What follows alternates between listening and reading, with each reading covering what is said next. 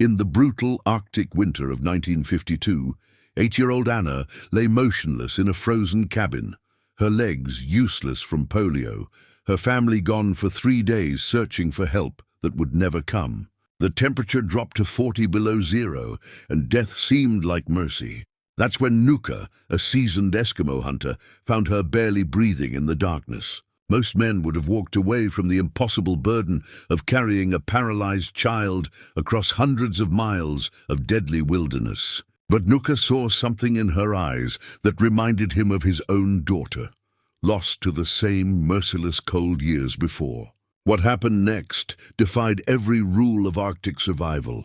For 67 days, this stranger carried Anna on his back, sharing his food, his warmth, and his unbreakable will to live. But would his sacrifice be enough to save them both? Before we jump back in, tell us where you're tuning in from. And if this story touches you, make sure you're subscribed, because tomorrow I've saved something extra special for you. Nukka had been tracking caribou for 6 days when the storm forced him to seek shelter. At 52, he moved through the Arctic landscape with the fluid grace of a man born to this harsh world. His weathered hands gripped his father's hunting knife, its bone handle smooth from decades of use. The blade had guided 3 generations of his family through countless hunts, and tonight it would serve a different purpose entirely. The abandoned cabin materialized through the swirling snow like a ghost from another world. These structures dotted the northern territories, built by hopeful settlers who rarely survived their first winter. Nukka approached cautiously, his sealskin boots silent on the frozen ground. The door hung askew on rusted hinges, and through the gap, he glimpsed movement that shouldn't exist in a place this remote. Inside, Anna Kowalski lay wrapped in threadbare blankets, her small frame dwarfed by the crude wooden bunk. Her parents had been Polish immigrants, drawn north by promises of gold and new beginnings. Instead, they found only endless white and a daughter struck down by the disease that left her legs lifeless. For 3 months, they had survived on hope and dwindling supplies until desperation drove them into the storm to find help. Nukka knelt beside the child, his calloused fingers checking for signs of life. Her pulse fluttered weak but steady beneath skin, pale as winter moonlight. The wooden cross around her neck caught the dim light, filtering through frost-covered windows. It was carved from birch, the kind his own people might fashion. But the design spoke of a different faith, a different hope. "Please," Anna whispered, her voice barely audible above the wind howling through the cabin's gaps. Her eyes, blue as summer sky, fixed on his weathered face. "My mama and papa went to find the doctor. They said they'd come back." Nukka understood without being told. 3 days in this weather meant they weren't coming back. The child knew it too, somewhere deep in that place where truth lives before the mind accepts it. He'd seen that same knowledge in the eyes of wounded animals, the resigned understanding that comes before the final surrender. But this child hadn't surrendered. Despite everything, she clung to consciousness with a determination that reminded him of his own daughter, Siku. The resemblance wasn't in their features, but in their spirit. That fierce flame that refuses to be extinguished even when all logic suggests it should fade. Nukka's hunting knife sliced through the rope, securing his pack. Inside, he carried the essentials of Arctic survival: dried fish, seal blubber, fire-making tools, and the accumulated wisdom of a lifetime spent in harmony with this unforgiving land. He worked methodically, building a small fire in the cabin's crude hearth, the smoke finding its way through gaps in the roof. The warmth brought color back to Anna's cheeks, and with it, questions. "Are you an Indian?" she asked, using the only word her young mind knew for the indigenous people her parents had warned her about in whispered conversations. "Inuit," Nukka corrected gently, offering her small pieces of dried fish soaked in warm water to soften them. "My people have lived here since the world was young. We know how to survive when others cannot." As Anna ate, Nukka examined her legs with the practical knowledge of a man who had treated countless injuries in the field. The muscles had withered from disuse, but the bones seemed straight and strong. Polio had stolen her mobility, but not her spirit. That distinction would prove crucial in the days ahead. "What's your name?" she asked between careful bites. "Nukka, it means strong one in my language." "I'm Anna. Mama said it means graceful. But I don't think I'm very graceful anymore." Nukka studied the child before him, seeing past the withered legs to something deeper. "Grace isn't about how we move," he said, his English careful but clear. "It's about how we face what cannot be changed." Outside, the wind continued its relentless assault on the cabin walls. Inside, man and child shared the first meal of what would become an extraordinary partnership. Neither yet understood the full magnitude of the journey ahead, but both sensed that this moment marked the beginning of something that would test every limit of human endurance and reveal the true meaning of family. Dawn brought no relief from the cold, only a grey light that revealed the full extent of their isolation. Nukka found Anna's mother's journal tucked beneath a loose floorboard, its leather cover cracked from the cold. The pages crinkled like autumn leaves as he opened it, the ink faded but still legible in places. October 15th. Found this cabin just as the first snow fell. Anna grows weaker each day. The medicine ran out 3 weeks ago. Joseph believes there's a settlement 40 miles north, but I fear what the journey might cost us. October 28th. Anna asked me today if she's going to die. How do you answer such a question from your own child? I told her that God has a plan, but I confess my faith wavers in this God-forsaken place. November 3rd. Joseph and I have decided. We must leave Anna here while we search for help. The thought sickens me, but carrying her through the snow would surely kill us all. If we don't return, may God forgive us. May Anna forgive us.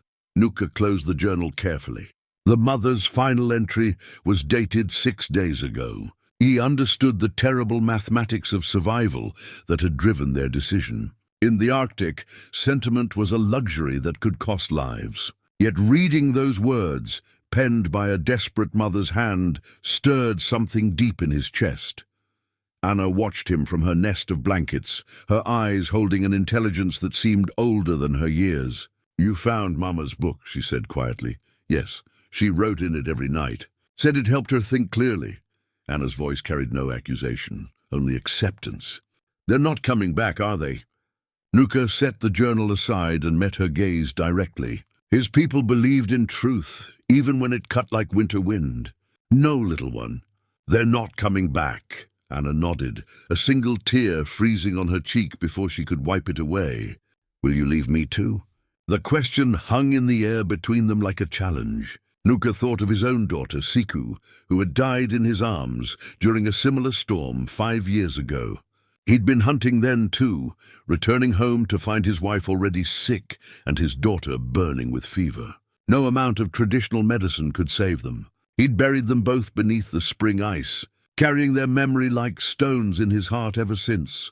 "I don't leave family," he said finally, "but I'm not your family." Nukka studied her face, seeing something he'd thought lost forever. "Family isn't always about blood, Anna. Sometimes it's about choice."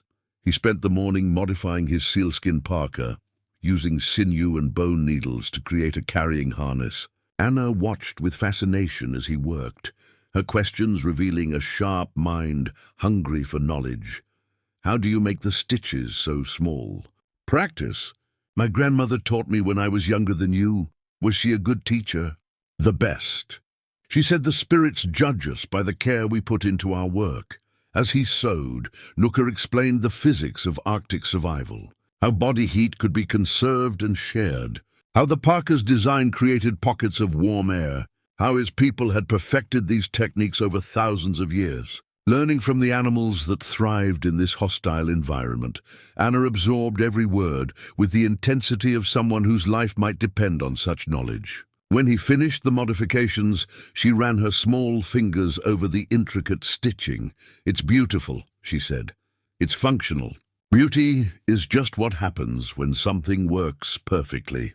That afternoon, Nukka made his decision official. He wrapped Anna carefully in the modified parka, securing her against his back with practiced efficiency. She weighed so little, He wondered if the Arctic wind might simply carry her away. But when he stood and took his first experimental steps, he felt her arms tighten around his neck with surprising strength. "Are you ready?" he asked. "Where are we going?" "Home," Nukka said, though he wasn't entirely sure where that might be anymore. "We're going home." The cabin door closed behind them with a finality that echoed across the empty landscape. Anna's wooden cross caught the pale sunlight one last time before they disappeared into the white expanse. Two figures moving against impossible odds, bound together by circumstance and choice, carrying between them a fragile hope that love might prove stronger than the merciless arithmetic of survival. The first mile nearly broke them both. Nukka's modified sealskin. Barker distributed Anna's weight across his shoulders and back, but carrying another human being through knee-deep snow demanded muscles he hadn't used in years. Every step required deliberate effort, his snowshoes sinking deeper than usual under their combined weight.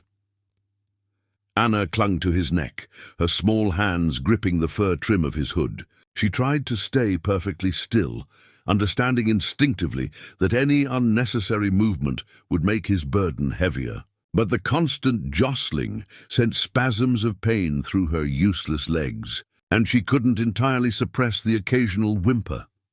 "Tell me about the spirits," she whispered during one of their frequent rest stops. Her breath forming small clouds in the bitter air, Nukka leaned against a wind-carved boulder, grateful for the chance to ease the strain on his back. "My people believe everything has a spirit. The wind, the ice, the animals we hunt, even the aurora that dances across the winter sky.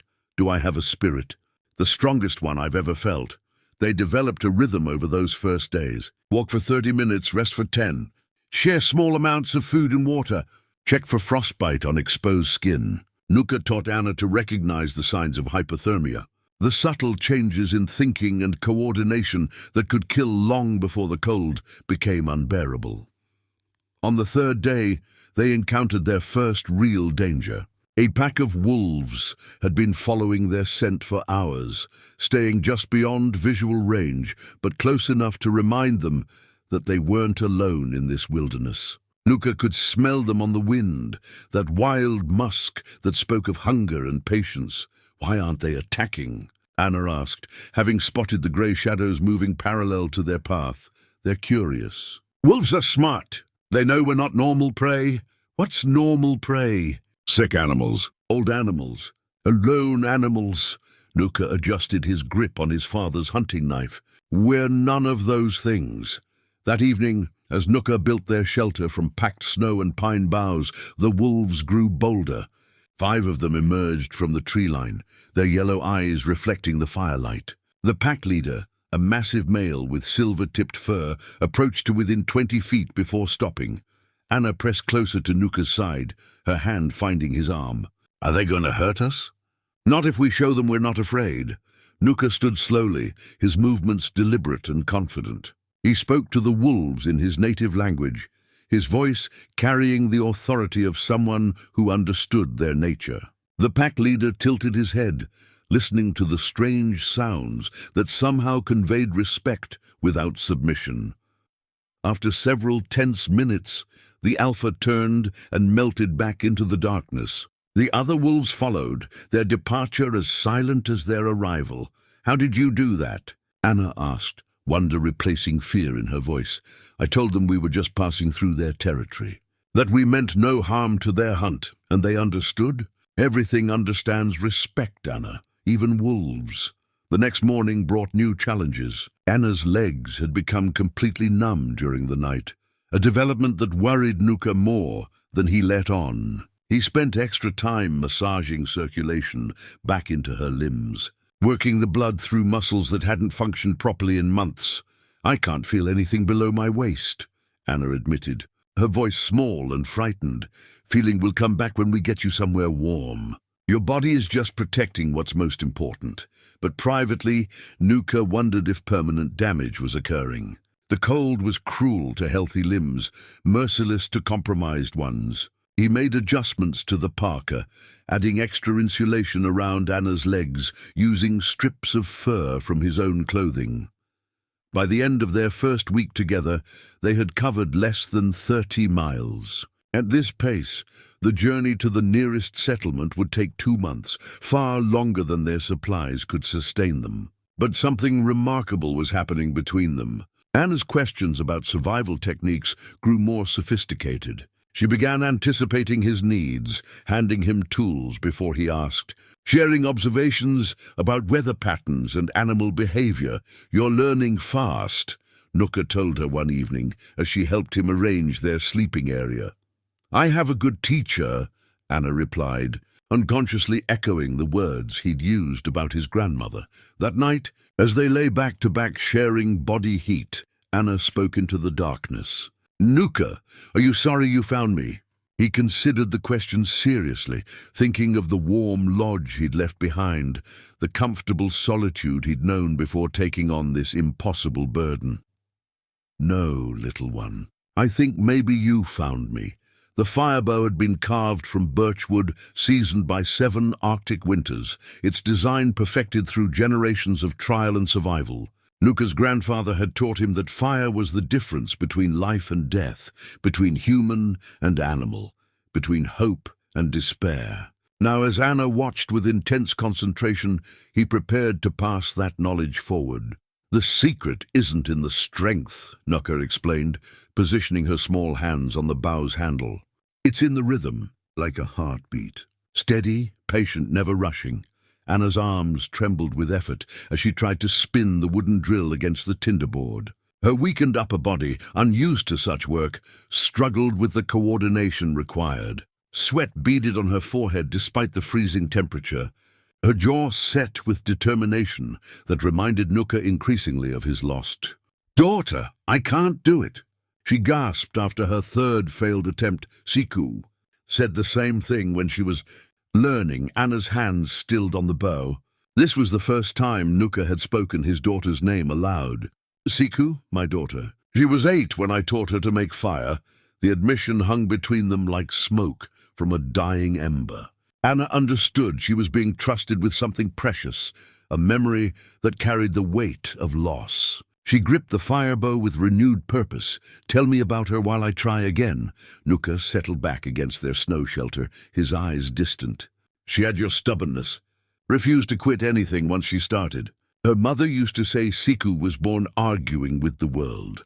This time, Anna's movements found a rhythm. The drill spun steadily against the notched board, creating fine wood dust that began to smoke. Nukka watched without interfering, recognizing the moment when instruction must give way to discovery. "She loved stories," he continued. "Every night she'd demand a new one. Tales of the old hunters, of spirits that lived in the ice, of animals that could speak to those who knew how to listen." A small ember glowed in the tinder nest. Anna's eyes widened with excitement, but Nukka raised a calming hand. "Gently now. Fire is like trust. Force it and it dies." Anna cupped the precious ember in the dried grass and birch bark Nukka had prepared. She blew softly, her breath barely disturbing the delicate strands. The ember caught, flames licking upward through the tinder with ancient hunger. "I did it." Anna's voice carried pure joy, the kind of triumph that comes from mastering something essential and difficult. "Yes, you did." Nukka's pride was unmistakable. "Now you carry the fire of my people. That makes you family in the truest sense." As they fed larger sticks to Anna's fire, she asked the question that had been building in her young mind. "What happened to Siku?" Nukka was quiet for so long that Anna wondered if he'd heard her. When he finally spoke, his voice carried the weight of winters that had aged him beyond his years. "Sickness came to our village, the kind that white men brought, that our bodies didn't know how to fight. Siku was strong, but not strong enough. I was hunting when she needed me most. When I returned, her mother had already joined the spirits, and Siku was burning with fever." He paused, watching flames dance in Anna's eyes. "She died in my arms, asking me to tell her one more story. I told her about the aurora, how the spirits of children dance in the lights. She smiled and said she'd dance for me." Anna's small hand found his weathered one. "Is that why you saved me? Because I reminded you of her?" "At first, yes. But now I know the spirits sent you for a different reason. What reason? Nukka studied her face in the firelight, seeing wisdom beyond her years, strength beyond her broken body. To teach me that families aren't just born. Sometimes they're chosen, sometimes they're forged in fire and ice and impossible journeys. That night, Anna fell asleep to stories of Siku's adventures, of summer hunts and winter celebrations, of a daughter who had lived fully in her brief time on Earth. And for the first time since leaving the cabin, she dreamed not of her lost parents, but of dancing lights in an endless sky. Nukka watched over her sleep, tending the fire she had created, understanding that something fundamental had shifted between them. They were no longer rescuer and rescued, but teacher and student, past and future, a bridge across the chasm of loss that had defined his existence for too long. The fire bough lay between them, still warm from Anna's hands, carrying within its carved wood the promise that some traditions survive even the harshest winters, passed from one generation to the next by those brave enough to believe in tomorrow. The storm announced itself with a whisper, barely a breath of wind that shifted the snow crystals at their feet. Nukka felt it first in his bones, that deep ache that came before the worst weather.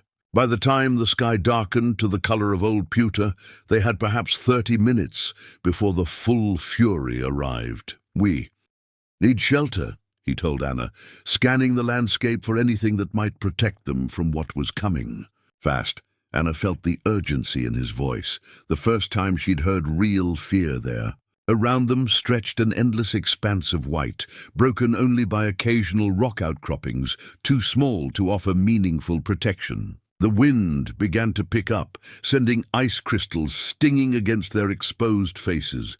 Nukka found a shallow depression between two boulders, barely large enough for one person, let alone two. But it would have to do. From his pack, he withdrew the emergency shelter tools his father had carved decades ago. Curved bones that served as frame supports, a hide scraper for cutting blocks, and sinew lashing that could hold against any wind. "Help me cut snow blocks," he commanded, showing Anna how to use her hands to test the snow's density. Only the hard-packed snow. Soft snow won't hold. Working together, they carved rectangular blocks from the wind-compressed drifts. Anna's limited mobility meant she could only help with the smaller pieces, but every contribution mattered when time was measured in minutes. The storm's leading edge reached them as they began stacking their makeshift walls. Within an hour, the world disappeared. Wind howled with a voice that seemed to come from the Earth's core, driving snow horizontally with enough force to strip flesh from bone. Their tiny shelter, barely 4 feet wide and 5 feet long, became their entire universe. Nukka pulled Anna close, wrapping them both in his largest hide. Their shelter creaked and groaned under the storm's assault, but the ancient construction techniques held true. Snow accumulated against the walls, actually insulating them further from the killing cold outside. "How long will it last?" Anna asked, her voice barely audible above the wind's roar. 2 days, maybe 3. Arctic storms don't hurry for anyone. The first day passed in a blur of shared warmth and whispered conversations. They rationed their food carefully, knowing that burning too many calories for heat would leave them weak when the storm passed. Anna's fever began that evening, her small body struggling to maintain temperature despite their shared warmth. By the second day, Anna was delirious. She spoke to people who weren't there, her mother and father, sometimes to Siku, as if she could see Nukka's daughter in the swirling darkness beyond their shelter. Nukka held her close, feeling her pulse race against his chest, understanding that he might lose her not to the storm, but to the illness that lurked within her damaged body. "Mama, I'm cold," Anna whispered, her eyes unfocused. "Why didn't you come back?" Nukka's heart clenched. He'd seen this before, the way fever could transport someone back to their deepest pain. He spoke softly in his native language, words of comfort that transcended understanding, the same songs his grandmother had sung to ease suffering. On the third morning, Anna's fever broke. She woke to find Nukka's weathered face inches from her own, his eyes red-rimmed with exhaustion and worry. Outside, the storm had finally exhausted itself. leaving behind an eerie silence that felt almost supernatural after days of constant noise. "You stayed awake," Anna said, her voice hoarse but clear. "Someone had to watch over you. What if I had died?" Nukka considered the question with the honesty she deserved. "Then I would have carried your body to a proper resting place and lived with another regret. Would you have been sorry you tried to save me?" "No. Some things are worth attempting even when success seems impossible." As they prepared to leave their snow shelter, Anna noticed how the storm had changed the landscape around them. Familiar landmarks had disappeared under fresh drifts, while new formations had emerged from the wind's sculpting. It was like waking up in a different world. "How do you know which way to go?" she asked, as Nukka consulted the position of the pale sun, filtering through lingering clouds. "The same way my people always have. By reading what the earth tells us." He pointed out subtle signs she'd never noticed, the way snow accumulated differently on the north and south sides of rocks, how the wind had carved specific patterns that indicated direction, the flight path of a distant raven that suggested open water somewhere beyond the horizon. "Everything speaks," he told her. "The trick is learning to listen," Anna nodded, understanding that she was receiving an education no school could provide. Lessons written in ice and wind and the quiet spaces between heartbeats. The river appeared before them like a cruel joke, its dark waters flowing swift and merciless between banks of treacherous ice. They had been walking for 5 days since the storm, making good progress across the frozen landscape, when this obstacle materialized from behind a screen of snow-laden pines. The crossing they needed lay 50 yards upstream, where the channel narrowed between 2 rocky outcroppings. Nukka studied the ice with the practiced eye of someone who had seen too many hunters disappear beneath deceptively solid surfaces. The rope he'd crafted from caribou sinew hung coiled around his shoulder, 40 feet of braided lifeline that represented hours of patient work during their evening camps. "The ice looks thick," Anna observed from her perch on his back. "Ice lies better than men do," Nukka replied, testing the edge with his walking stick. The wood punched through 2 inches of surface ice to reveal dark water beneath. "What looks solid can swallow you whole." He moved along the bank, probing with methodical care. 20 yards downstream, his stick struck something more substantial. Here, where the current slowed in a natural eddy, the ice had formed in thick, overlapping layers. Still dangerous, but possibly passable. "Anna, I need you to listen very carefully," Nukka said, kneeling so she could slide from his back onto a flat boulder. "What I'm about to do requires absolute trust."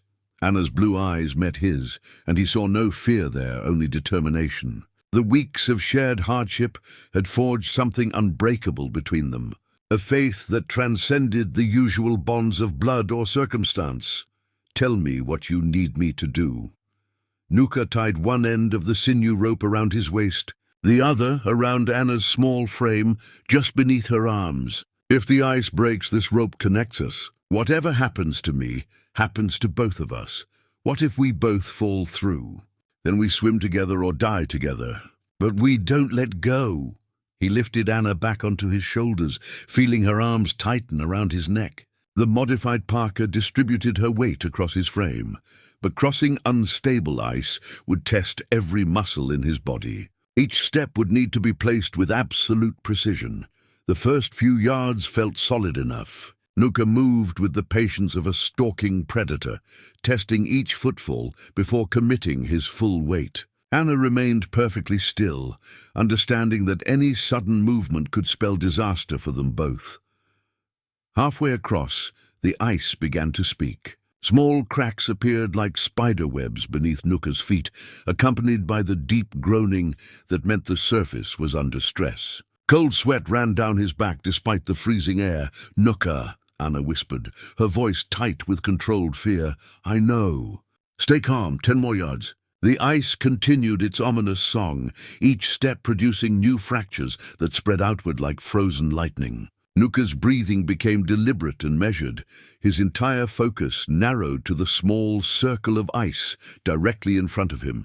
5 yards from the far bank, the inevitable happened. The ice gave way beneath his right foot, with a sound like breaking glass. Nukka threw himself forward as the surface collapsed, his left foot finding purchase on a thicker section, even as frigid water rushed up to his knee. Anna's weight shifted as he lunged, threatening to unbalance them both. But her small hands gripped his hood with desperate strength, and together they managed to reach the solid ground beyond the river's reach. They collapsed on the snowy bank, both breathing hard from adrenaline and exertion. Nukka's right leg was soaked through, already beginning to stiffen as the water froze against his skin. "We have to get you dry," Anna said, her concern overriding relief at their successful crossing. "First, we get away from this river," Nukka replied, forcing himself to stand despite the growing numbness in his leg.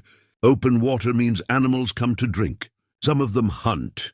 They moved inland until they found shelter among a cluster of stunted spruces. Nukka built a fire with practiced efficiency, while Anna helped by gathering the driest kindling she could reach from her seated position. Once flames crackled steadily, he stripped off his wet boot and legging, massaging feeling back into toes that had gone white with cold. "That was the bravest thing I've ever seen," Anna said as he worked. "Brave is when you have a choice," Nukka replied. "This was just necessary." Anna considered this, watching him care for his injured foot with the same methodical attention he gave everything else. Maybe that's what makes it brave, doing what's necessary even when it might kill you. As warmth gradually returned to his extremity, Nukka reflected on the child's words. She possessed a wisdom that seemed to grow stronger with each challenge they faced, as if hardship was revealing something essential that had always been there, waiting to emerge. The whistle came from Anna's lips as a desperate gamble, the caribou bone instrument producing a sound that carried across the frozen landscape like a prayer made audible. She had practiced with it during their evening camps, learning to create the specific calls that meant different things to those who understood. The old ways. 3 figures emerged from the tree line, their approach cautious but deliberate. Nukka recognized them immediately as members of his extended clan, hunters he had known since childhood. Tuktu, the eldest, moved with the careful gait of a man past his prime, but not past his usefulness. Behind him came Alasi and her younger brother Nayeli, both seasoned travelers of the winter routes. "Nukka," Tuktu called out, his weathered face showing surprise and concern. "We heard unusual sounds on the wind. What brings you so far from the winter lodges?" The 3 hunters approached their small camp, where Anna sat wrapped in furs beside the fire she had learned to build. Her presence created an immediate tension, the kind that came when familiar patterns were disrupted by the unexpected. "This is Anna," Nukka said simply. "She is my daughter now." Alessi's eyebrows rose at the formal adoption language, but her brother Nayeli was less diplomatic. "You carry a sick child through killing weather. This makes no sense, cousin. Many things make no sense until you understand them," Anna replied, her voice carrying a quiet dignity that surprised the hunters. She spoke careful words she had learned from Nukka, phrases that showed respect for their customs. Tuktu knelt beside Anna, his experienced eyes taking in her condition. "The sickness in your legs. This is from the disease that came from the south." "Yes, grandfather," Anna said, using the respectful term for elders. "But my spirit is strong," the old hunter nodded slowly. "I have seen this sickness before. It takes the body but cannot touch what matters most." He looked up at Nukka, still carrying her through the deep winter. "This is madness. Is it madness to save family?" Nukka asked. "She is not your blood. Blood is not the only thing that makes family." Alesi had been studying Anna with the keen attention of someone who understood survival. "Show me your hands, little one." Anna extended her small hands, and Alesi examined the calluses that had formed from weeks of helping with camp tasks. The steady grip that spoke of growing strength despite her physical limitations. "She works," Alesi said with approval. "Many children with working legs do less." Nayeli remained skeptical. "Working hands don't change the mathematics of winter travel. You risk both your lives for sentiment." "Perhaps," Nukka agreed. But some risks are worth taking. The debate continued as the hunters shared their evening meal with Nukka and Anna. They carried news from the settlements, information about weather patterns and animal movements that could mean the difference between life and death for travelers. But underneath the practical conversation ran a deeper current of judgment and concern. Anna listened carefully to everything, occasionally asking questions that revealed her growing understanding of the world they moved through. When Tuktu mentioned seeing wolf signs to the north, she asked about pack behavior. When Alesi spoke of changing wind patterns, Anna wanted to know how such knowledge was passed between generations. She learns quickly. Tuktu observed after Anna had demonstrated her fire-making skills using Nukka's traditional tools. She has a good teacher. Alesi added, watching the careful way Anna arranged her workspace. As night deepened, the hunters made their decision. From their packs, they withdrew supplies they could spare: dried meat, seal oil, an extra fur that would provide crucial insulation. Most importantly, Tuktu offered Anna a small bone amulet carved with protective symbols. "This belonged to my granddaughter," he said solemnly. "She would want it to protect another child on a dangerous journey." Anna accepted the gift with both hands, understanding its significance. "I will honor her memory, grandfather." Nayeli, who had been the most resistant to their mission, surprised everyone by offering practical advice about the route ahead. 3 days north, there is a trading post. The man there has medicine from the outside world. If anyone can help the child's legs, it would be him. As the hunters prepared to continue their own journey, Tuktu pulled Nukka aside. "You know the odds of reaching that trading post alive. I know them, and still you continue.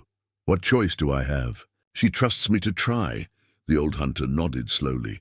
"Perhaps that trust is what makes the journey worthwhile, regardless of the outcome."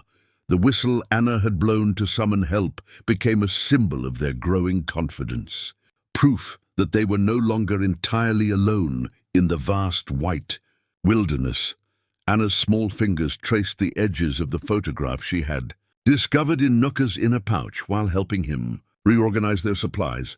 The image was wrapped in soft leather, protected from moisture and cold, like something precious beyond measure. In the faded sepia tones, a young girl smiled at the camera, her face bearing an unmistakable resemblance to features Anna had glimpsed in her own reflection. "She looks like me," Anna said quietly, holding the photograph toward the firelight. Nukka's hands stilled on the pack he was adjusting. For several heartbeats, the only sound was the crackling of burning pine needles and the distant call of a snowy owl hunting in the darkness. "Yes," he admitted finally. "She does." Anna studied the image more carefully, noting the traditional clothing, the confident posture, the bright intelligence in eyes that seemed to hold secrets and laughter in equal measure. "This is Siku." "It is. You've been carrying her picture this whole time." Nukka sat back on his heels, his weathered face reflecting emotions he rarely allowed to surface. "I carry it everywhere. For 5 years, it's been the only family I had left." Anna set the photograph down carefully, treating it with the reverence it deserved. "Is that why you saved me? Because I look like her?" The question hung between them, like smoke from their small fire, carrying with it implications that could reshape everything they thought they understood about their relationship. Nukka considered his answer with the careful honesty that had characterized all their conversations. "At first, yes. When I saw you in that cabin, dying alone, it was like seeing Siku again, like being given a chance to save the daughter I'd failed to protect." Anna absorbed this revelation without judgment, her young mind processing the complex emotions that drove adult decisions. "But that's not why you continue carrying me now." "No, now I continue because you are Anna, not because you remind me of someone else." "What's the difference?" Nukka picked up a stick and stirred the fire, sending sparks spiraling into the star-filled sky. "Siku was my past. You are my future. I loved her for who she was. I love you for who you're becoming." Anna reached for the photograph again, this time handling it with the familiarity of someone examining a family portrait. "Tell me about the day this was taken." It was her 7th birthday. The photographer had come to our settlement to document the old ways before they disappeared. Siku was fascinated by the camera, kept asking how it captured light and made it permanent. What did you tell her? That some things are too important to trust to memory alone. Anna nodded, understanding flooding her young features. Like this journey. Like us. Yes, like us. They sat in comfortable silence for a while, two people separated by generations and cultures, but connected by bonds that transcended such surface differences. Anna studied Siku's face in the photograph, memorizing details that would help her understand the ghost that had shaped Nukka's capacity for love. Was she brave? Anna asked. The bravest person I ever knew. When she was sick, when the fever was burning her up, she told me stories to keep my spirits up. Even dying, she was taking care of me. I want to be that brave. You already are. Every day you choose to keep going, despite your pain, despite your fear. That's the same courage Siku showed. Anna carefully rewrapped the photograph in its protective leather covering. May I ask you something difficult? Nukka nodded. Are you trying to bring her back by saving me? The question struck him with the force of truth he hadn't wanted to acknowledge. For a long moment, he struggled with honesty that cut too close to his deepest motivations. Perhaps I was, in the beginning, but I understand now that you can't bring back the dead by rescuing the living. You can only honor their memory by choosing love over loss. And that's what you're doing. Choosing love every day, every step we take together. Anna smiled. Expression that transformed her face from that of a suffering child to something luminous and wise. Then Siku would be proud of you, and proud of me for taking care of her father. The revelation reframed their entire relationship, casting new light on motivations and meanings that had remained hidden in the shadows of unspoken grief. They were no longer just survivor and rescuer, but a family forged in the crucible of shared loss and mutual healing. Will you tell me more stories about her? Anna asked as they prepared for sleep. Every night, Nukka promised, for as long as you want to hear them. That night, as Anna drifted off to stories of Siku's adventures, she dreamed not of the daughter who had died, but of the father who had learned to love again. The bracelet around Anna's wrist had grown heavier with each passing week, not from additional weight but from accumulated meaning. She had started it as a simple cord of twisted sinew, but gradually added elements from their journey. A bead carved from seal bone, a small piece of carved antler, a fragment of quartz that caught the light like captured starfire. Each piece told a story of survival, of lessons learned, of moments when hope had triumphed over despair. Now, with only 20 miles separating them from the trading post, the bracelet felt like a tangible record of her transformation from helpless burden to capable partner. But Nukka was weakening, and Anna could no longer pretend otherwise. She had first noticed it 3 days ago, the subtle changes in his breathing during their rest stops. The way he needed an extra moment to find his balance when adjusting her position on his back. His face had grown gaunt, despite her efforts to insist he eat larger portions of their dwindling food supply. You're carrying too much weight, Anna said during their morning break. Her voice careful but determined. The pack isn't any heavier than when we started. I'm not talking about the pack. Nukka paused in his preparation of their meager breakfast, understanding immediately what she meant. The weeks of carrying another human being through the most hostile environment on Earth had taken a toll that even his legendary endurance couldn't indefinitely sustain. I can manage 20 more miles. Can you really? The question hung between them with uncomfortable honesty. Nukka had taught Anna to face truth without flinching, and now she was applying that lesson to their most critical challenge yet. I have to, he said simply.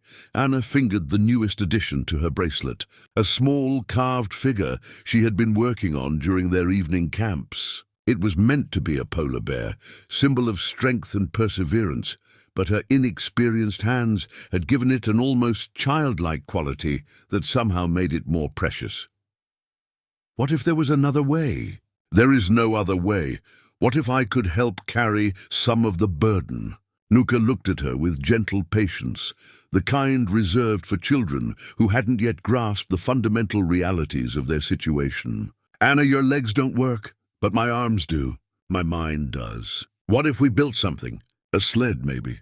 Something you could pull instead of carry. The idea wasn't entirely without merit. Nukka had considered similar solutions during their journey, but the terrain they'd crossed had been too rough, too broken for anything wheeled or sledded. Here, though, approaching the more settled regions near the trading post, the landscape had flattened into something more manageable.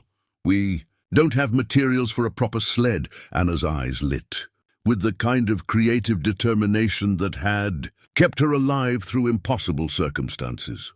What about the pack frame? And some of the smaller branches from that grove we passed yesterday? Anna, just listen. You taught me that everything has a spirit, that everything wants to serve a purpose. Maybe this is the purpose our supplies have been waiting for. Despite his exhaustion, Nukka found himself considering the practicality of her suggestion. They had rope, they had materials that could be adapted, and most importantly, they had the kind of desperate innovation that emerged when conventional solutions failed. Even if we could build something, I'm not sure I have the strength left to pull you 20 miles, Anna smiled, the expression transforming her face with sudden radiance. Then we go slowly, 1 mile at a time, rest when we need to, help each other when we can't go on alone. And if we run out of food before we reach the trading post, then we'll be hungry together instead of dying apart. The simplicity of her logic cut through his resistance like a warm knife through seal fat. Nukka realized that somewhere during their weeks together, Anna had stopped being a burden he carried and become a partner he traveled with. Her physical limitations hadn't diminished her capacity to contribute. They had simply forced her to find different ways to participate in their survival. Your mother would be proud, he said quietly. Which one? Anna asked, touching her original wooden cross and the protective amulet Tuktu had given her.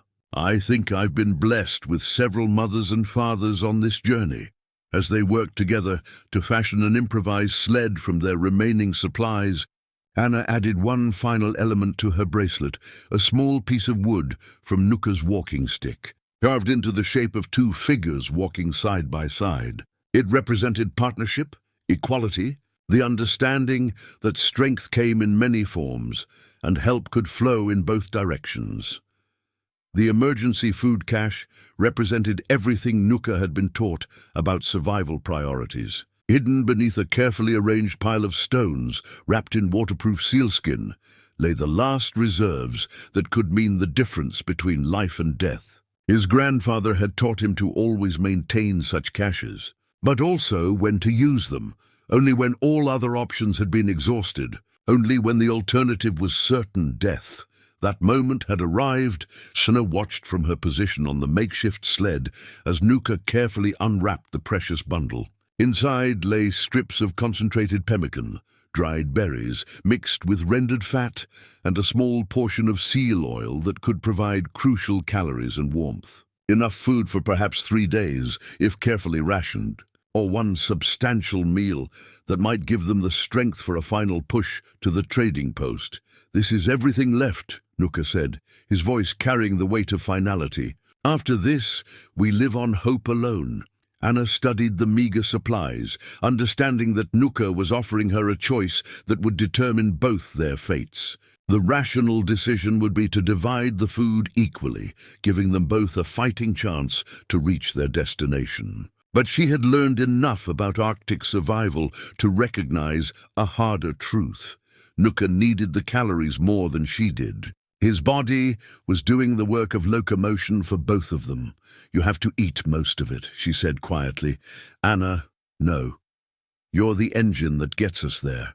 Without you strong enough to pull the sled, we both die anyway. Nukka's weathered hands trembled slightly as he divided the food into portions. Not equally, as his instincts demanded, but according to the brutal mathematics Anna had insisted upon. 3/4 for him, 1/4 for her. The distribution felt like a betrayal of everything he believed about protecting children, but her logic was undeniable. "I can't do this," he said, staring at the uneven portions. "Yes, you can. Because I'm asking you to." Anna's voice carried a maturity that seemed to have emerged from the crucible of their shared hardship.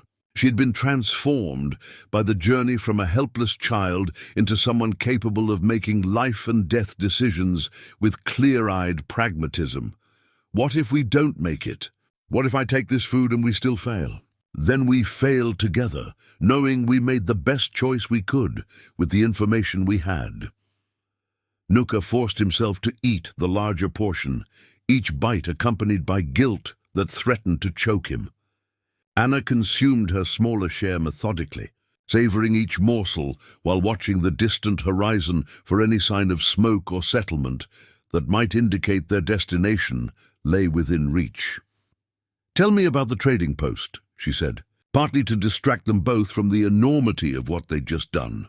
"It's run by a man named MacLeod, Scottish trader who came north 20 years ago and never left. He has medicine, real medicine from the outside world, medicine that could help my legs." Nukka hesitated, unwilling to make promises about things beyond his control. "Medicine that might help."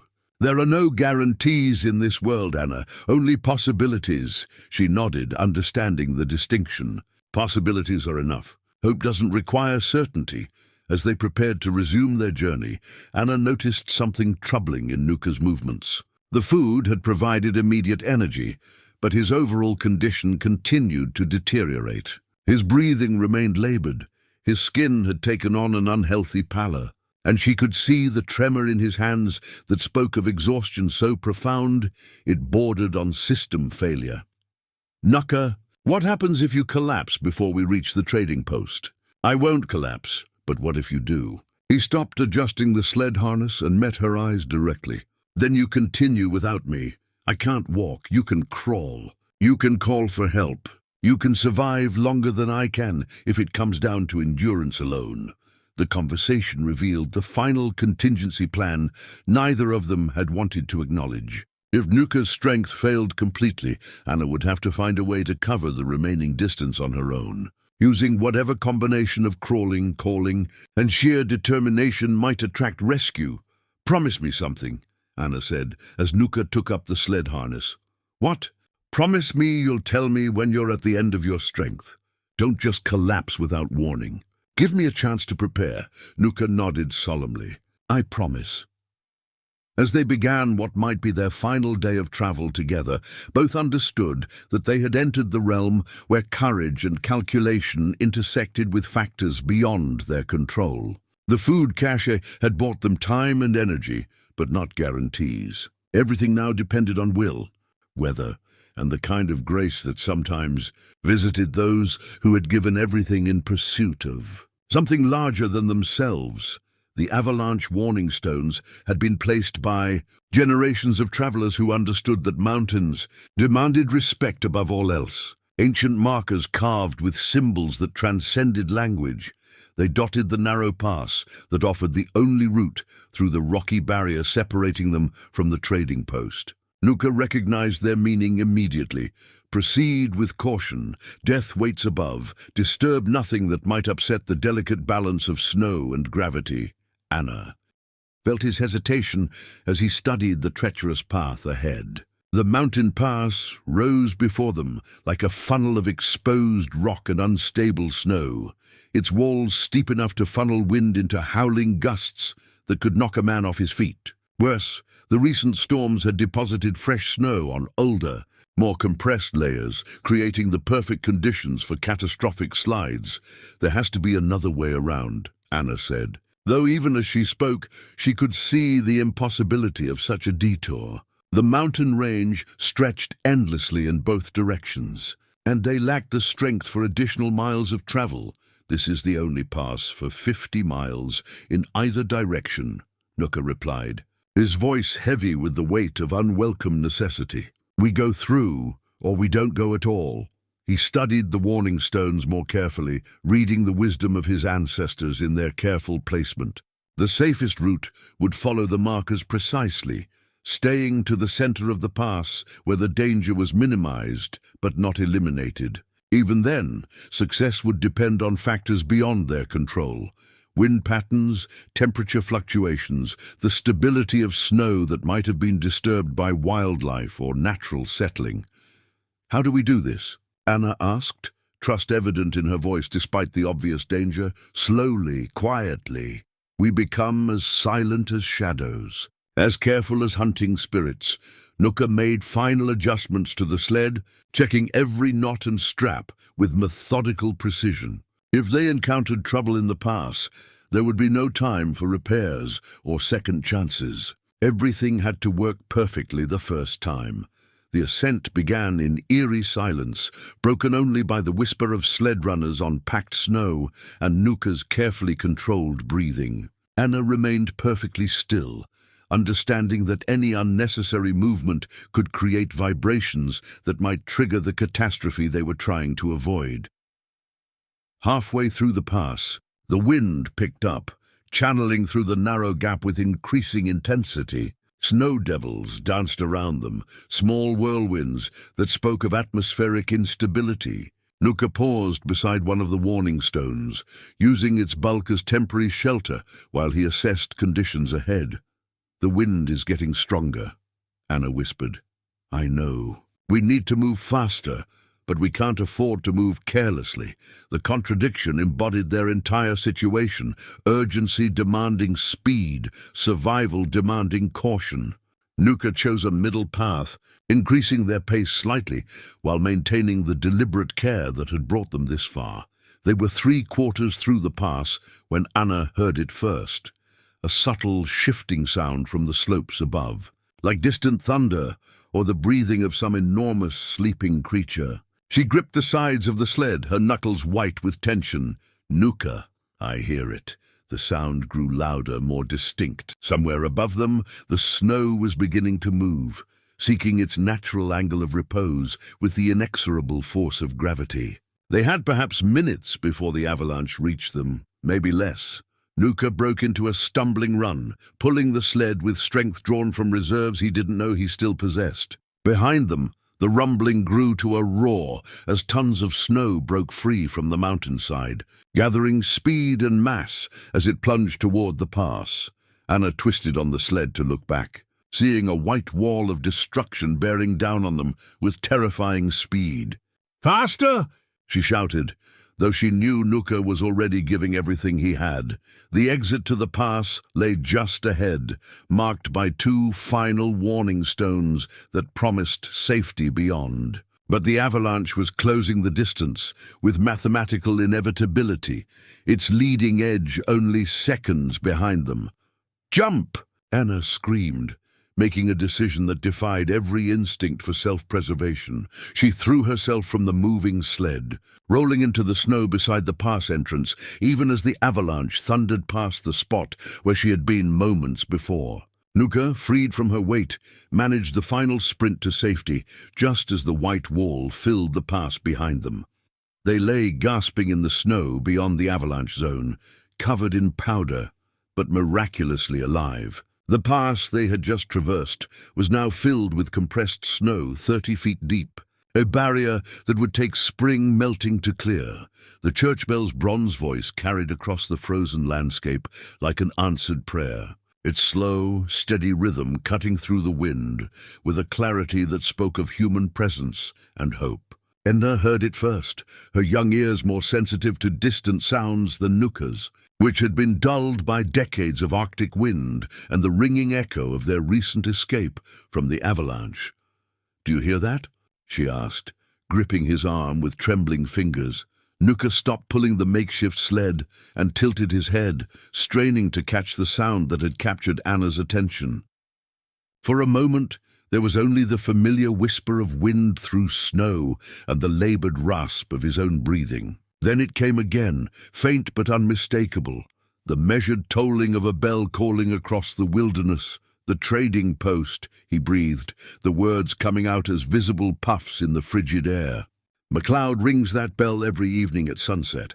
"We're close, Anna, we're very close." But even as hope flared in both their hearts, Nukka's body began to betray him. The superhuman effort required to outrun the avalanche had drained the last of his reserves, and now his legs shook with each step like saplings in a storm. His vision blurred at the edges, and a dangerous warmth began to spread through his limbs. The false comfort that preceded the final surrender to exhaustion. Anna watched with growing alarm as Nukka stumbled, caught himself, stumbled again. His breathing had become shallow and irregular, and she could see the telltale signs of hypothermia beginning to claim him, despite the layers of fur and hide that had protected them both for so many weeks. "Nukka, you have to keep moving," she urged, her voice carrying a desperation she'd managed to suppress throughout their entire journey. "I know," he replied, but his words slurred slightly, and she could see him fighting to maintain focus on the sound of the bell that promised salvation somewhere ahead in the gathering dusk. The sled lurched as Nukka's knees buckled, sending Anna sliding sideways into the snow. She pulled herself upright using the makeshift frame, her useless legs dragging behind her as she positioned herself to face him directly. "Look at me," she commanded, with an authority that seemed to come from somewhere beyond her years. "Look at me, Nukka." His eyes found hers, though they took a moment to focus properly. In them, she saw the accumulated exhaustion of a man who had given everything he had, and then somehow found more to give. But she also saw love, determination, and a stubborn refusal to quit that matched her own. "The bell is getting closer," she told him, speaking slowly and clearly. "That means we're walking in the right direction. That means MacLeod is expecting someone, maybe even looking for travelers who might need help. Anna, I don't think I can." "Yes, you can. Because I'm going to help you." Without waiting for his protest, Anna began to drag herself through the snow, using her arms, moving parallel to the sled and calling out in the direction of the bell. Her voice, trained by weeks of communicating across wind and distance, carried farther than her small lungs should have allowed. "Help!" she shouted. "Help us! We're here!" Nukka watched in amazement as the child he had carried for over 2 months suddenly became his rescuer, her cries echoing across the landscape with increasing urgency. He forced himself to move again, following her lead as she pulled herself through the snow with determination that shamed his own momentary weakness. The bell's rhythm changed, becoming faster, more urgent. Someone had heard Anna's calls and was responding, using the ancient signal to guide them home. Lights appeared in the distance, flickering through the trees like earthbound stars. "They heard us," Anna gasped, her voice hoarse from shouting but filled with triumph. "They're coming!" Nukka managed 3 more steps before his legs finally gave out completely. He collapsed into the snow beside Anna, his chest heaving with the effort of breathing. But his eyes remained fixed on the approaching lights that meant survival for them both. "We did it," he whispered, reaching for Anna's hand and finding it warm despite everything they had endured. "We actually did it." Anna squeezed his fingers with all the strength she had left, her bracelet of collected memories catching the light from the settlement that had become their sanctuary. "No," she said, her voice filled with love and pride and the kind of wisdom that comes from facing impossible odds with someone who refuses to let you face them alone. "We did it together." The lights grew brighter, and voices began to call back across the snow, promising warmth and safety and the end of their incredible journey. The medical supplies arrived from the outside world like messengers from another universe, their sterile packaging and precise labeling a stark contrast to the handmade tools and natural remedies that had sustained Anna and Nukka through their impossible journey. Dr. Sarah. Chen had flown in from Anchorage on the weekly supply plane, her emergency medical kit containing medications and equipment that the remote trading post normally never saw. Anna lay in MacLeod's guest room, wrapped in down blankets that felt impossibly soft after weeks of sleeping on snow and pine boughs. Her legs, freed from the makeshift wrappings and fur coverings that had protected them during the journey, looked pale and thin in the electric lamplight. But for the first time in months, she wasn't cold. The muscle atrophy is significant, Dr. Chen explained to MacLeod and Nukka, who stood beside Anna's bed like anxious guardians. But there's no sign of permanent tissue damage from the cold exposure. That's remarkable, considering what she's been through. Nukka translated the medical terms into concepts Anna could understand. His voice still hoarse from exhaustion, but growing stronger with each hour of rest and proper food. The trading post's warmth had worked its healing magic on both of them, though his recovery would take longer than hers. "What about the polio?" Anna asked, her directness surprising the doctor, who wasn't accustomed to pediatric patients who spoke with such mature clarity about their conditions. "The paralysis appears stable. There's been no progression of the disease, which is excellent news. With proper physical therapy and some of these new treatments, we might be able to improve your mobility significantly." Anna's eyes widened with cautious hope. "I might be able to walk again?" "I can't make promises," Dr. Chen said gently, "but there are techniques now, exercises and treatments that weren't available even 5 years ago. The key is not giving up, continuing to work with your body instead of against it." MacLeod, a weathered Scotsman whose 20 years in the Arctic had taught him to value both courage and practicality, shook his head in wonder as he listened to their story. 67 days, he repeated. "Carrying a child through the worst winter we've had in a decade. I've been in this country long enough to know impossible when I see it." "Nothing's impossible if you have the right reasons," Nukka replied, his hand resting protectively on Anna's shoulder. Dr. Chen administered a series of injections designed to boost Anna's nutritional status and prevent infection from her prolonged exposure to harsh conditions. Each needle prick was a small miracle of modern medicine, delivering concentrated healing that her body absorbed gratefully. "The most remarkable thing," the doctor told MacLeod privately while Anna slept, "is her psychological state. Most children who've been through this kind of trauma show signs of severe stress, depression, withdrawal. She's displaying none of that. What do you see instead? Confidence, resilience, a sense of self-worth that's unusual in someone her age, let alone someone who survived what she has." Through the small window of the guest room, Anna could see the northern lights beginning their nightly dance across the star-filled sky. The aurora painted the darkness in shades of green and blue, the same colors she'd learned to associate with hope and beauty during the darkest moments of their journey. Nukka sat beside her bed, his weathered hands wrapped around a mug of tea that steamed in the warm air. He had gained back some color in his face, though the lines of exhaustion would take weeks to fade completely. "Do you think Siku can see the lights from where she is?" Anna asked, her voice soft with drowsiness and medication. "I think she dances with them," Nukka replied. "I think she's been dancing with them every night, showing us the way home." Anna smiled, her eyelids growing heavy as the warmth and safety of their sanctuary worked its healing magic. "Are we home now?" Nukka considered the question, looking around the trading post that had become their refuge, thinking of the community that had welcomed them despite their unusual arrival, contemplating the future that stretched ahead of them like an unwritten story. "We're wherever we choose to be together," he said finally.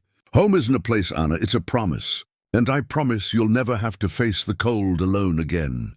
As Anna drifted into the first peaceful sleep she'd known in months, her bracelet of collected memories caught the soft light from the medical equipment that represented hope and healing. Outside, the aurora continued its eternal dance, a reminder that even in the darkest places, beauty and wonder could still be found by those brave enough to look up at the sky. The adoption papers lay spread across MacLeod's wooden desk like a map to a new world, their official language and government seals transforming informal bonds into legal reality. Anna traced the typed letters of her new name with one finger, Anna Nukka Kowalski Tutu, a designation that honored both her Polish heritage and her chosen Inuit family. "It's quite unusual," the territorial official explained. adjusting his glasses as he reviewed the documentation. Normally, these proceedings require months of investigation, home visits, psychological evaluations. But given the extraordinary circumstances and Dr. Chen's recommendation, we're prepared to expedite the process. Nukka sat beside Anna's wheelchair, his hand resting on her shoulder with the protective instinct that had carried them through their impossible journey. 6 weeks of proper food and rest had restored much of his strength, though the grey in his hair seemed more pronounced, as if the Arctic had claimed its due for their survival. "What does it mean exactly?" Anna asked, her voice carrying the careful precision of someone who had learned not to trust promises until she understood their full implications. "It means," the official replied, "that legally and officially you are Mr. Tutu's daughter. He has all the rights and responsibilities of parenthood, and you have all the protections and privileges of family."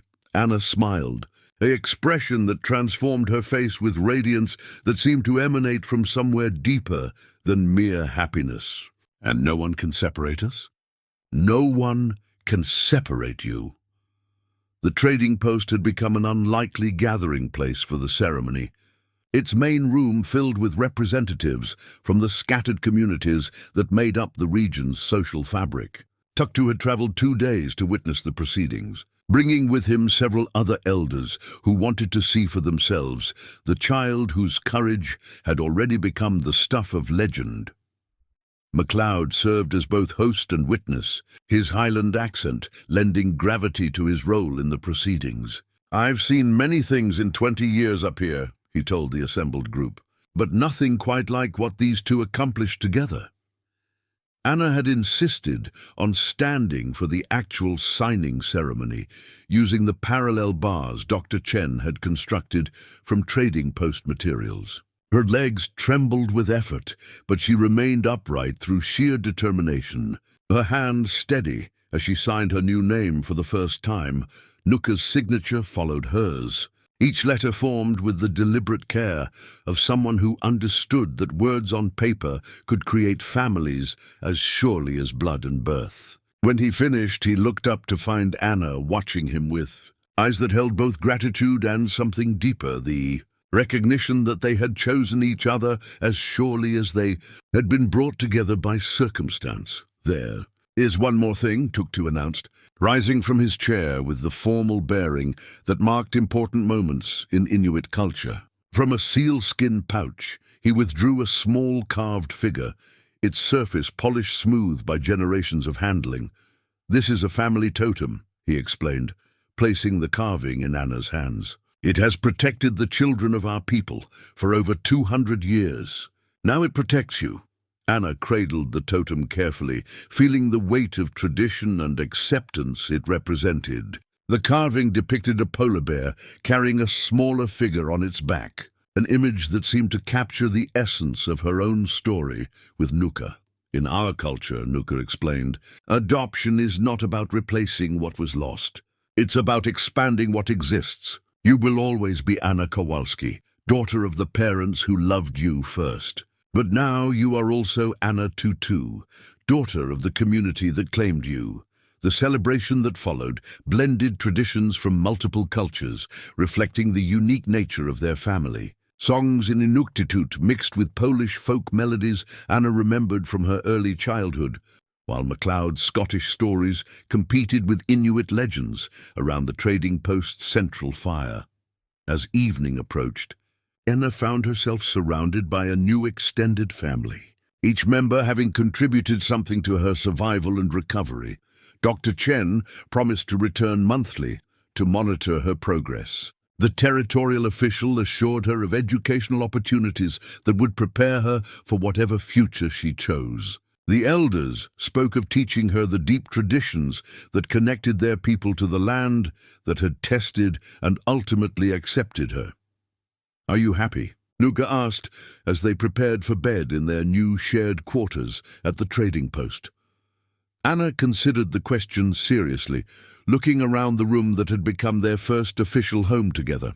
"I'm more than happy," she said finally.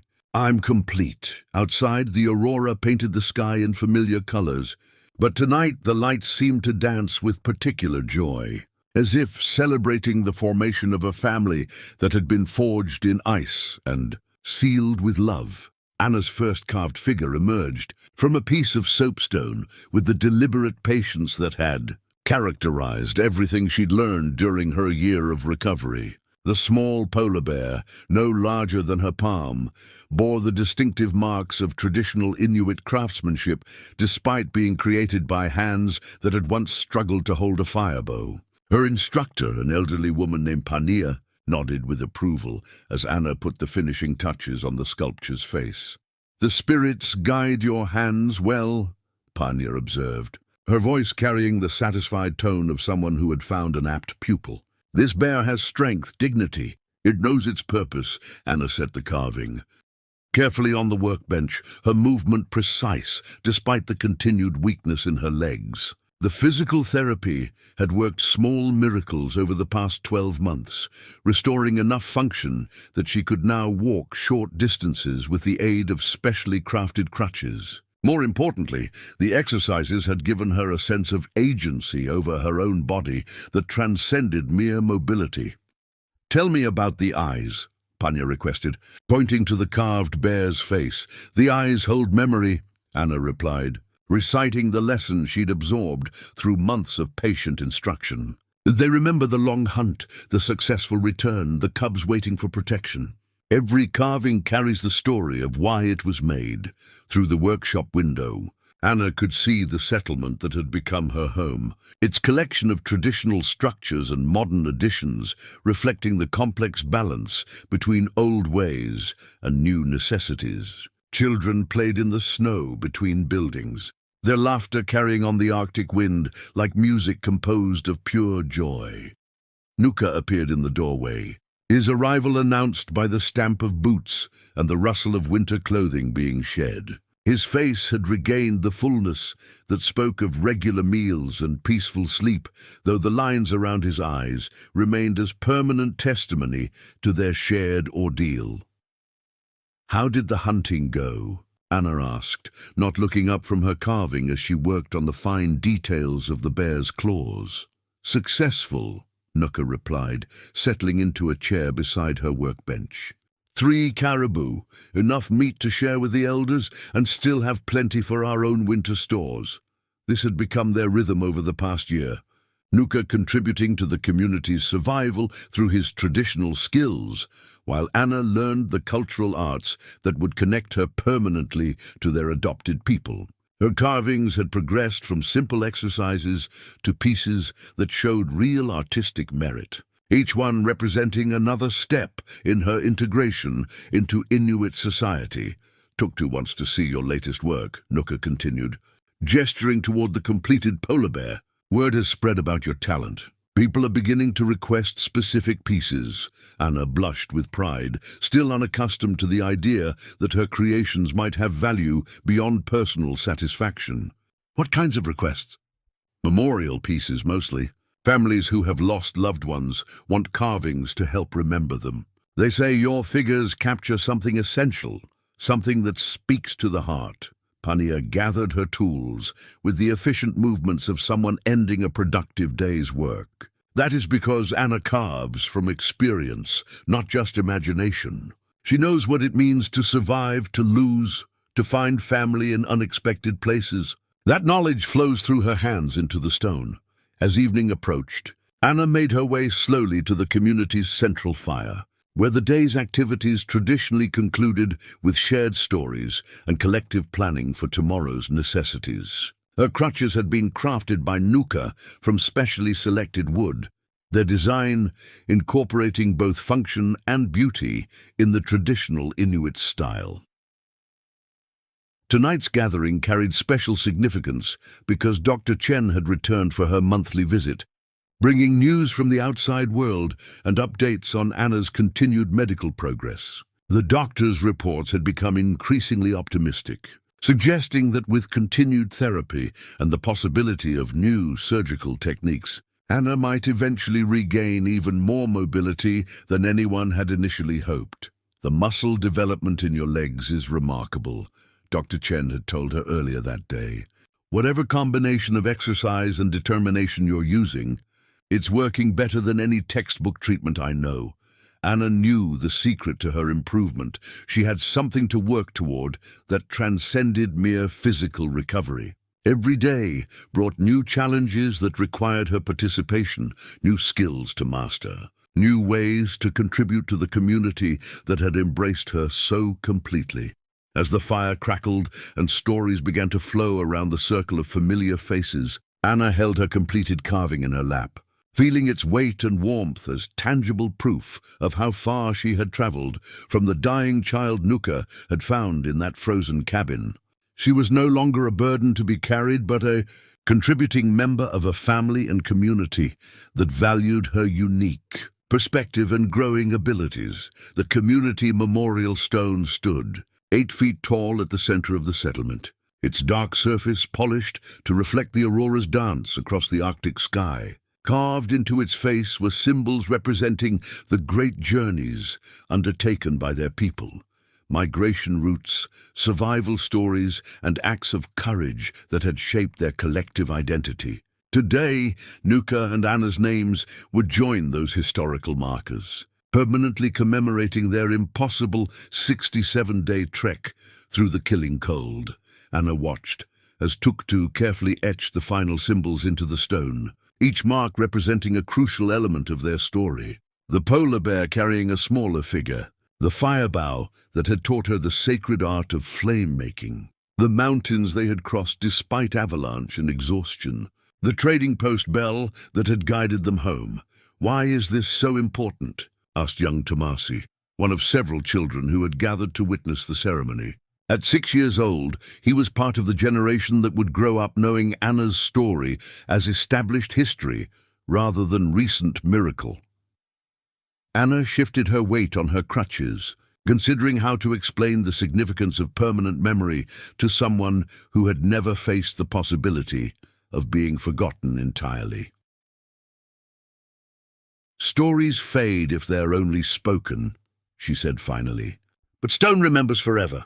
This way, children not yet born will know what's possible when people refuse to give up on each other." The ceremony drew representatives from settlements across the region, many of whom had traveled for days to participate in the formal recognition of what had already become legend. Among them was Sarah Kanguk, a young woman whose own survival story had inspired others to attempt seemingly impossible rescues. "Your journey gave my brother hope," Sarah told Anna during the communal feast that followed the stone's dedication. "When he was trapped in that ice cave last winter, he kept saying, if the paralyzed girl could survive 67 days, he can survive 3. That hope kept him alive until we found him." Such stories had become common over the past 2 years.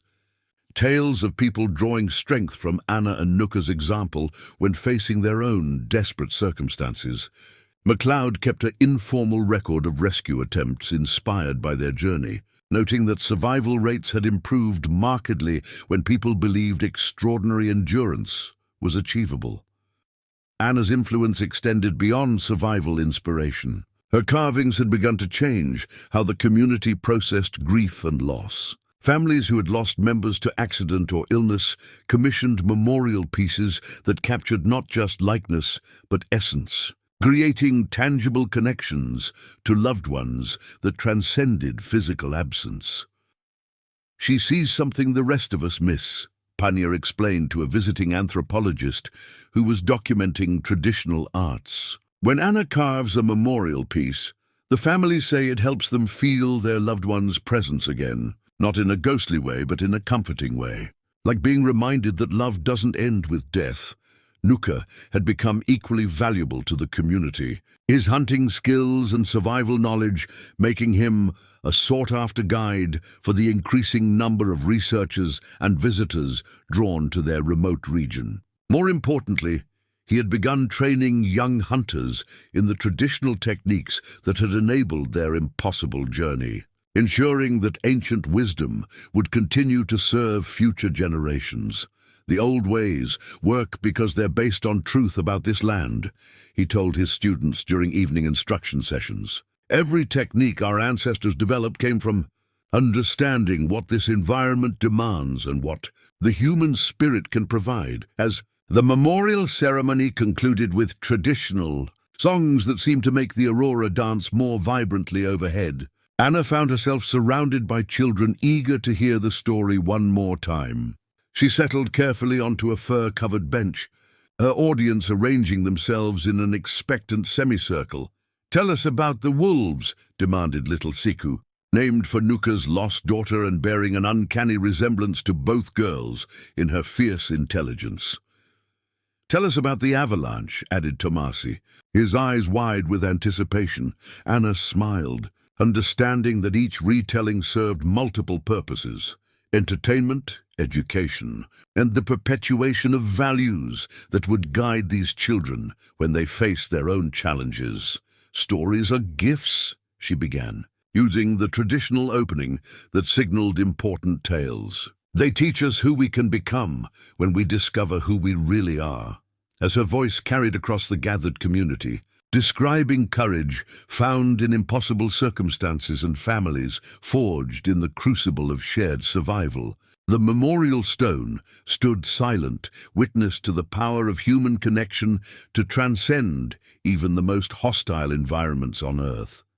The new wooden cross hung around Anna's neck like a bridge between worlds, its surface carved with intricate patterns that blended Polish folk art with traditional Inuit symbols. Nukka had spent 3 months crafting it in secret, working by firelight during the long winter evenings when Anna was absorbed in her own projects. The cross replaced the simple birch one her mother had made, representing not abandonment of the past, but transformation of memory into something that honored all the families that had shaped her. 5 years had transformed Anna from a dying child into a confident young woman whose reputation extended far beyond their Arctic settlement. At 13, she moved with the fluid grace of someone who had learned to work with her limitations rather than against them. Her legs, strengthened by years of determined therapy and adaptive techniques, carried her farther each month, though she still relied on her beautifully crafted crutches for longer distances. "Tell me about the university again," Anna said, settling beside Nukka on the bench outside their shared cabin. In her hands, she held the letter that had arrived on yesterday's supply plane, its official seal promising opportunities she had barely dared to imagine. "The scholarship covers everything," Nukka replied, his voice carrying mixed emotions of pride and anticipated loss. "Transportation, room and board, medical support, specialized equipment. They want you to study anthropology and art therapy, to develop your gift for healing through creative expression." Anna traced the university's emblem with one finger, understanding that the paper represented a choice that would reshape both their lives. The outside world was calling, offering chances to expand her influence beyond their remote community, to learn techniques that might help others process trauma and loss. How long would I be gone? 4 years for the degree, maybe more for advanced studies. They sat in comfortable silence, watching the aurora begin its nightly performance across the star-filled sky. The lights seemed particularly vibrant tonight, painting the darkness in shades of green and gold that reminded Anna of hope and possibility. "What do you think I should do?" she asked, though she sensed Nukka had been anticipating this question for months. "I think you should trust the same instincts that helped us survive 67 days in the wilderness," he replied. "The ones that tell you when to take risks and when to seek safety, when to hold on and when to let go." Anna nodded, understanding that his answer contained wisdom beyond its simple words. Their journey had taught her that courage meant embracing uncertainty when the potential rewards justified the dangers, that growth required leaving familiar territory for unknown possibilities. "I want to go," she said quietly, "but I'm afraid of losing this." She gestured toward the settlement, the community that had become her universe, the relationship that had literally saved her life. Nukka smiled, the expression transforming his weathered face with gentle warmth. Family isn't something you lose by traveling, Anna. It's something you carry wherever you go. And it's something that draws you home when the time is right. From his pocket, he withdrew a small, wrapped bundle, placing it carefully in her hands. Inside, she found the photograph of Siku that had travelled with them through their impossible journey, now mounted in a frame he had carved from walrus ivory. "For your new room," he explained. "So you remember that some journeys end where they began, but the travellers return transformed." Anna cradled the precious gift, understanding its deeper meaning. Siku's image would remind her daily that love transcended physical presence, that families could span time and distance, that the courage to venture into unknown territory was itself a form of honoring those who had paved the way.